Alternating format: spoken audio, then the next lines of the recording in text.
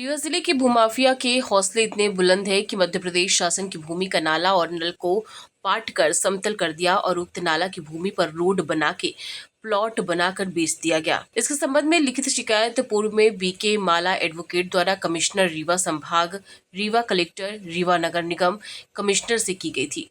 उक्त विषय पर एक जांच दल की गठित की गई। राजस्व अधिकारियों का जांच दल साथ में हल्का पटवारी मौके पर पहुंचकर सीमांकन किया था।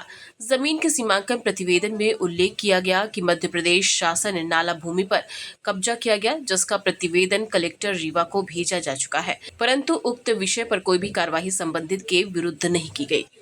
देखिए, रीवा जिले के अधिकतर नाले, नदियों, तालाबों के अस्तित्व समाप्त करने के लिए भूमाफियों ने संकल्प लिया है और बड़ी तेजी से रीवा शहर के जो बड़े नाले थे, छोटे नाले हैं, उनको भूमाफियों ने पाट के समतल कर। ज्वलंत उदाहरण ग्राम टिकुआ का है, जो रीवा के एक जो पुरातन सनातन का नाला था, उस नाले को माफियों ने अस्तित्व समाप्त करने का प्रयास किया।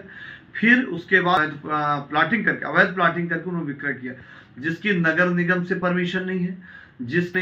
ऐसे छोटे छोटे भागों को भूमाफियों ने एग्रीमेंट के सहारा लेकर पर ग्रामीण क्षेत्र और शहरी क्षेत्र का जो निर्धारण होता था, जो नगर निगम के अंतिम छोर और संपूर्ण अधिकतर भाग नगर निगम के अंतर्गत आता है, तो नगर निगम के क्षेत्र में वहां लाइन भी जाती है।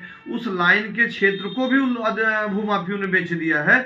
जो जमीन रेलवे भारत सरकार द्वारा अधिकृत कर दी गई। रीवा शहर में कम वर्षा में पानी निकासी में अवरोध पैदा होता है। इसी प्रकार इसकी शिकायत ग्राम टिकुआ की हमारे द्वारा शिकायत की गई थी। शिकायत के आधार पर दल ने इसका सीमांकन किया और सीमांकन प्रतिवेदन में स्पष्ट तौर से हल्का पटवारी ने लिखा है, सीमांकन जांच दल पर जो आम रास्ता है, जो नाले के रास्ता भाग है, उस भाग पर आम रास्ता निर्माण किया गया है, बना लिया गया है और उसको विक्रय कर पंचनामा में बना हुआ है। और ये खसरे के मध्य प्रदेश शासन भूमि भी लिखी है। नाला मध्य प्रदेश शासन की भूमि राजस्व अभिलेख में दर्ज है।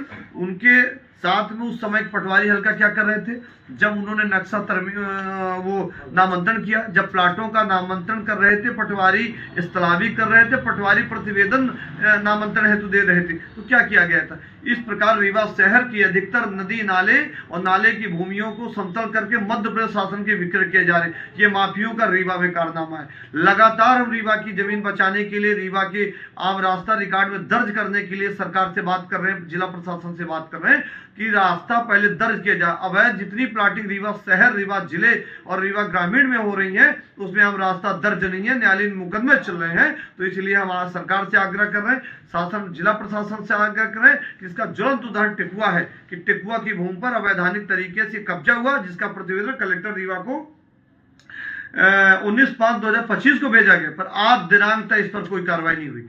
जब तहसीलदार महोदय को पटवारी या राजस्व अधिकारी ने जांच प्रतिवेदन दे दिया, उनको यह प्रमाणित हो गया कि इनके द्वारा अतिक्रमण किया गया, तो क्या उनके विरुद्ध एफआईआर दर्ज हुई? क्या वो बेदखली की कार्रवाई हुई? क्या राजस्व संहिता के तहत इनके खिलाफ कोई भी न्यायिक कार्रवाई की गई? नहीं। ये जांच प्रतिवेदन कलेक्टर रीवा को दे दिया गया, सादर संप्रेषित कर दिया गया, पर कोई भी कार्रवाई नहीं की गई। इसीलिए अतिक्रमणकारियों के हौसले बुलंद है। लगातार वो भूमाफिया अतिक्रमण करके अनाधिकृत तरीके से शासन के रेगुलेशन के विपरीत भेजा कब्जा करके रोड बना के और विक्रय कर रहे हैं, नालों का अस्तित्व समाप्त कर रहे हैं, नालों में रास्ता बना देते हैं और इस प्रकार के अनाधिकृत कार्य किए जा रहे हैं।